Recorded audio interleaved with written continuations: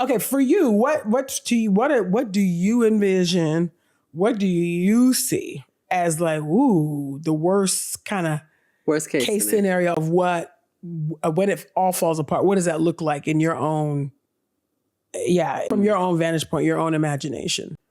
So I think if I let my mind just ramble to its worst case social imagination, I think so. I used to think, because I do, the love of money is the root of all kinds of evil. So I used to think that the threat of loss of money and the idol of comfort for your average American would be enough to restrain them. I know, but I think that's why I think we're dealing with more than just people's personal survival and kind of self-focus.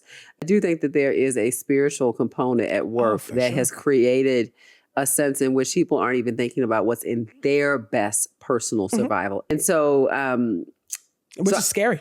And so I think that when I think about worst case scenario, I think about just, social chaos and destruction, even amongst and for the people who have the power now to go in a different direction, because the different direction would require, we've talked about this before with some other folks, and I've certainly mentioned it. Those people I work with in like social sciences around, who do work around race and injustice and that kind of stuff. Like, we've been saying this for quite some time that, there aren't many options on the table. It is a pro-democracy, multicultural, pluralistic society, or it is a white supremacist, Christian nationalist, distorted, regime, kind of extorted or used model. Is and so those are really like the two tracks. And I think, and there's all kind of data behind why I'm saying what I'm saying. It's not just my vibes, but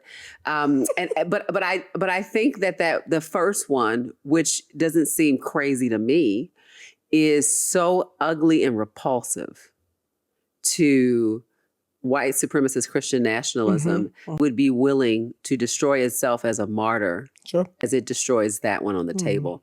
So like the worst case scenario is certainly, I don't actually, it's not necessarily like a so-called foreign entity threatening the states. I believe it is from within. I believe that it is neighbors rising up against neighbors. There's a reason why we had a civil war. And the reason why we had a civil war was because of white supremacy. And if we have another civil war, it will be for the same reason.